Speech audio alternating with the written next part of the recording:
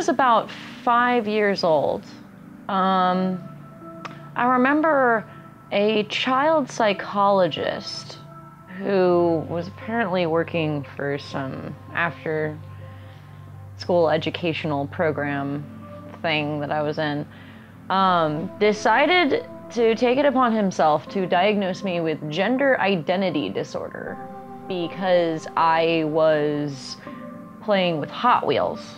I used to love the color pink. It was my favorite color. It's a bright color. I like bright colors. I love pink. And I was always told that I couldn't love pink and that I shouldn't love pink by everyone that I encountered, male or female, in my workplace, in my school, or at my house. I mean, it was always, you can't like pink, and I never understood why until I was a little older. You know, when you experiment with boys or girls, or you play doctor or whatever, I remember being about 6 maybe, and having this experience with another girl, and then her going back to school and telling people about it, and then them calling me a lesbian.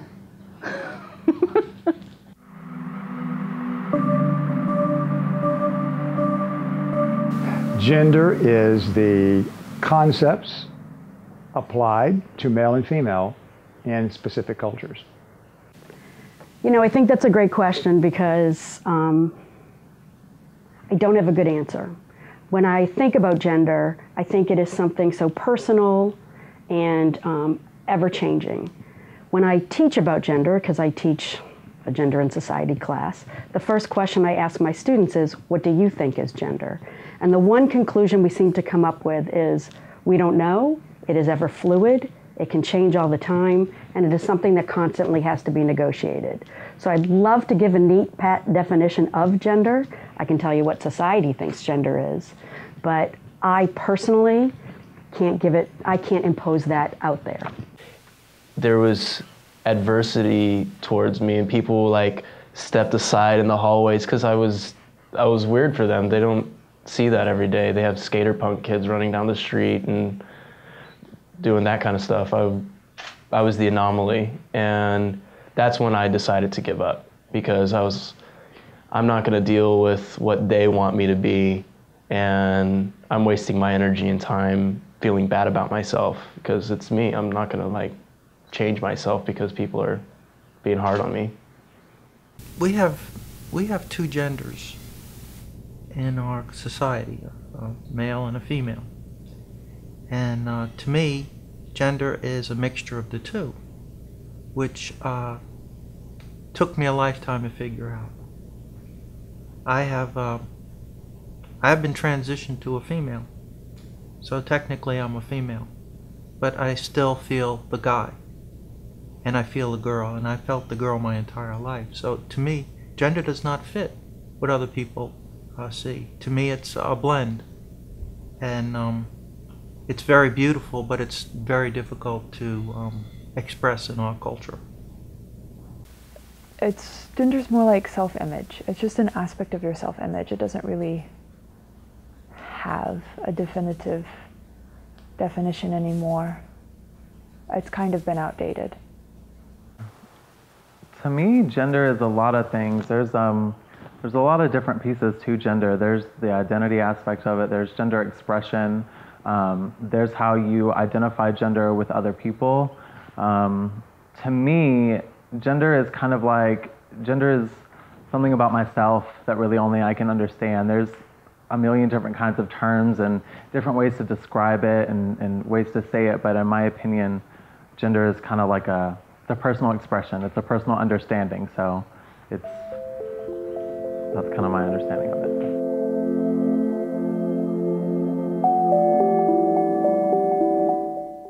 At age 9, I knew something was different about me. I didn't know quite what that was. I oddly enjoyed dressing in my mom's clothing, and every time she was away from the house, I would sneak in her closet and I would dress in my mom's clothing. So that was my first recollection of gender identification. Gender to me is not something that is true or false. Gender is also not a spectrum between male and female. To me, gender is more of almost like an all-you-can-eat buffet, where you can pick and choose a whole variety of things in order to make, your plate or your identity. Was November of 2009. I was exploring all sorts of things because my wife had left me earlier that year. I didn't think that was a possibility. So when that happened, it caused me to just question everything pretty much in life. And one of the things I had started exploring was my feminine side, and somebody told me about a group in Atlanta that of cross-dressers, and I didn't even know there was such a thing at that time. And in order to visit this group, I understood that you could dress all male or all female, but you can't do something in between. So when I came to Atlanta, I decided to go, if I'm going to make a 700-mile round trip, I wanted to present fully female. I didn't have any clothes, never tried on makeup, never had any desire to do all those things. So I had to find a dressing service, which I did. And the lady that I met with dressed me up and made me up, and I couldn't believe the image that I saw in the mirror, so that was quite exciting.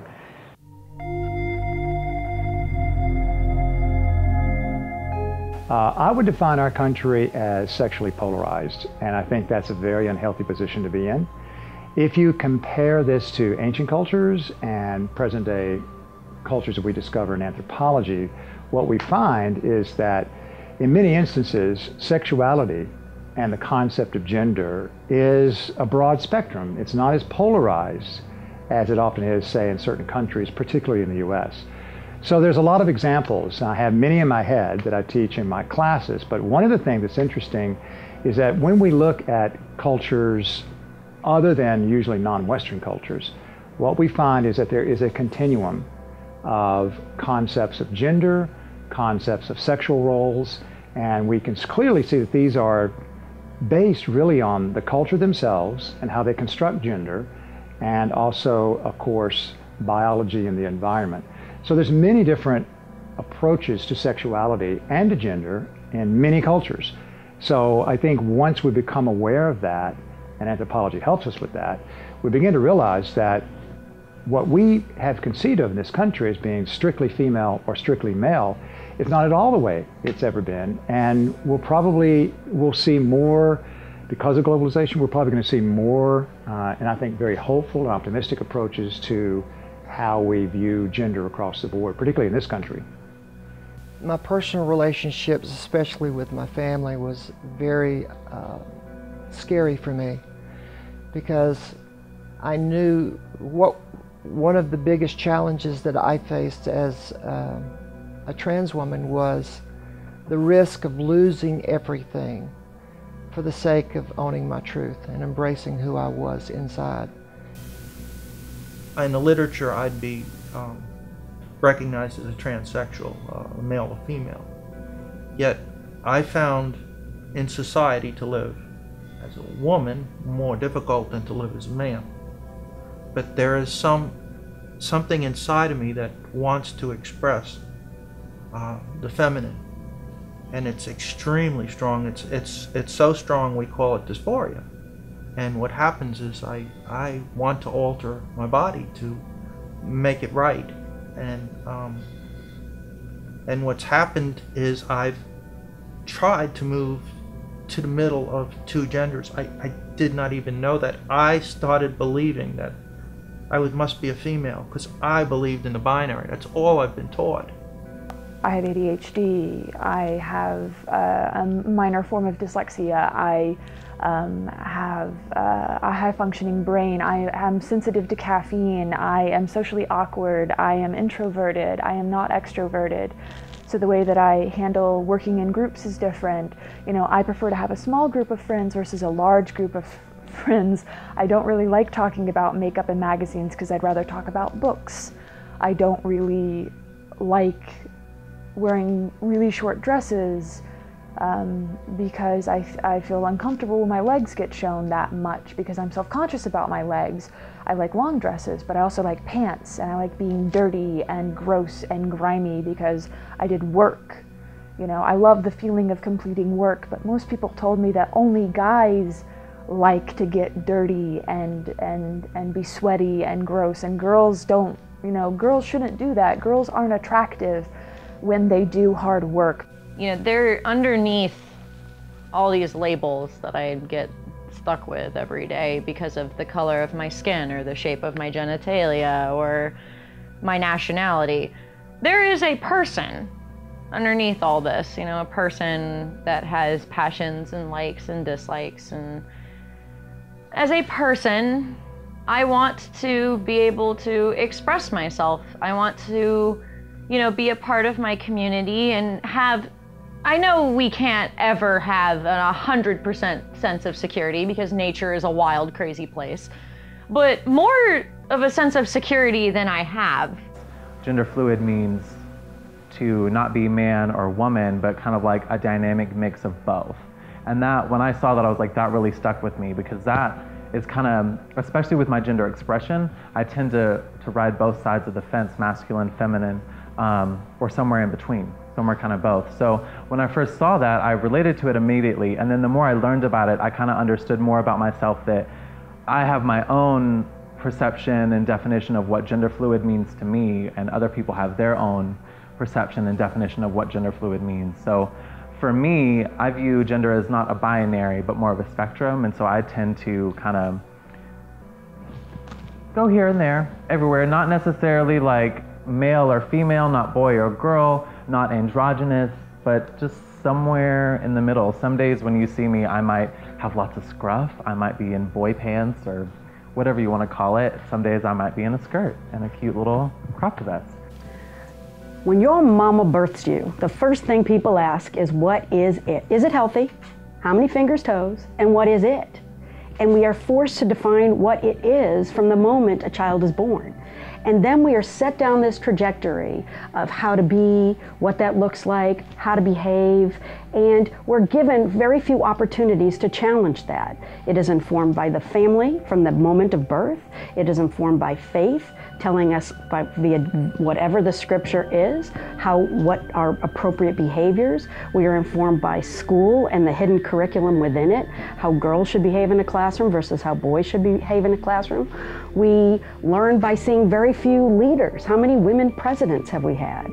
We see how we're supposed to be by every institution. So even when we question, we're constantly combating institutions that tell us what is right and what is wrong. And my purpose in life, and I don't mean that as dramatically, but particularly in the classroom and with everyone with whom I come in contact, is to say there isn't absolute right and wrong. It is all socially constructed, and we can challenge all these behaviors if we just force to look at it a little differently. We just sit there, take a moment and say, I don't know right. I know what is right for me, and I have been thoughtful related to what's right for me, but it is my right, and I can't impose that on anyone else. So where does it come from? It comes from everywhere. What is our purpose, and what I'm hoping the purpose of this is to say there is not one monolithic definition of gender. It is always fluid, and until we recognize that, we will keep holding people to standards that are arbitrary and falsely imposed. The more we study our genetics, the more we get into the genetic proclivity of human beings, we're going to see that a lot of this is genetically based, which I think is a great thing. So when a man decides that he's not comfortable in a male body, we should be perfectly happy, as in the case of Bruce Jenner, perfectly happy to see him change his gender. Maybe he's not happy in that role, but his genetics are such that he wants to be a woman. And I'm perfectly fine with that. What does this show us? That sexuality is a fluid thing. It's malleable. It can move in all directions and in any direction. And at any one time, we can be, all of us, attracted to members of the same sex, the opposite sex. Our inclination, our proclivity, our desire, our approach to another person often is both environmental, cultural, and biological. So all those things for me predict that the more we study this, the more we're going to realize that we should allow one of the great and ultimate freedoms, the freedom for an individual to have the sexual inclination and orientation they wish without interference from law or culture. I love the energy that I get out of people that are willing to open their minds to other ways of expressing themselves, opening themselves to other people, reaching out to other people. I feel like there's a lot of damage done in society because we can't accept other people who differ from our opinions. And when I go to universities and engage with things like this, I feel like I'm dealing with the future, the people that are going to impact the future in ways that I think are very important. So I'm fully supportive. This is my mission now in life, is to deal with people that really care about other people and don't put them in boxes and insist that they follow their own thoughts, but give that freedom to people to be who they are, to enjoy themselves. I feel like we need to have mutual respect on all fronts. And if in like a professional setting, I want the people in charge and the people cleaning the trash to be considered as equals.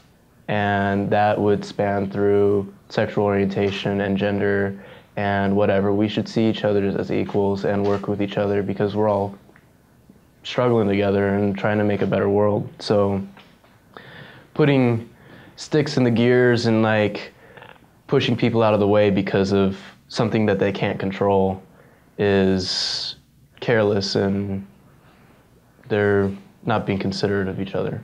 And we got enough of that. We've been doing that for thousands of years. It's time we can move on now. It's people like myself, I believe, who truly make a difference in making a shift in the paradigm shift for the culture of us as individuals. Yeah, you have the Laverne Cox and the Janet Mocks and the Caitlyn Jenners, but it's the people that live their life every day, like myself, that make the difference. You know, when you hear the word activist, you hear a lot of things come to mind. You see someone up on a podium, you know, demanding equal rights. You hear them shouting, you know, we will overcome, all those kind of things. You have this image of being vocal. For me, an activist is living their truth every day. It's embracing who they are every day and living their life out accordingly. And by being a part of this documentary, I feel like I'm bringing my truth out more so than how I could normally get it out, to where people can say, you know, she is healthy, she is functioning, she is successful, she does have something to contribute to society. And if we give her an opportunity, then this world could be a different place, a better place for all of us. The conclusion that I came to is that for me, I would rather get up in the morning and dress however I want and feel however I want and go get my coffee and just be happy about it. And if people want to look and stare, then that's their prerogative. You know what I mean? I do me. It's worth it. I'd rather not hide. It's really tough to be an androgen because we are a binary culture, and we don't recognize transsexuals, let alone people that are not binary. So my advice to them is to be very careful to hide. Society will be brutal to you. They're maybe decades off from accepting androgens. To find ways of expressing yourself by buying fancy ties and purple shirts, and probably convince your family that you want to wear earrings, so go get your earrings, and get a hair transplant if you want, so you have a female hairline. And I don't know, they don't even want, your wives don't want you to take out your beard, so, and they really will reject you if you have boobs. So it's not easy, and they are feeling pain. They have a sense of trying to be themselves, their authentic selves. I personally do not care about pronouns. Someone could call me he, she, it, they, whatever. Really don't care. And I'm more than happy to adopt whatever pronoun someone else is interested in being called by. But in general, you know, pronouns, in my mind, tend to be treated as if it's something that's supposed to be said in order to be politically correct. While maybe that's true in some regard, I think the other aspect of it is just expanding the dialogue to where, you know what, you might think that I am this thing, but I'm not, so please respect me. And I think gender pronouns are just a way to open up that conversation, to be like, well, what do you mean? Tell me more about it. And you know, it's not just a checkbox to say, this is what you are. The takeaway that I would like people to have is get over it. Stop worrying what people are. Stop worrying about how people dress. Worry if people are kind, if they are compassionate, if they're doing good works, if they care about others, if they're contributing to a better society. The time and energy we spend worrying about what makes us different is time that is wasted that could have been spent in other areas that are more productive to creating a better world. I know everybody wants to know what someone is, and I know particularly the trans community is fascinating to people right now. And I'm thrilled that these are conversations, genuinely. But I live for the moment when we're bored with these conversations and we let people be the best versions that they can, so we can all, it's as hokey as it can be, go along, get along, and focus on far more important things than what's between your legs, how do you identify, and with whom do you sleep. I find that boring, and I live for the day where other people are as bored with that conversation as I am. It can be a painting. It can be a symphony. And whatever symphony you write in your life is your symphony. And people come in and they come out. You know, they're accompanists. They're an accompanist to your life, but it's still yours. Enjoy it.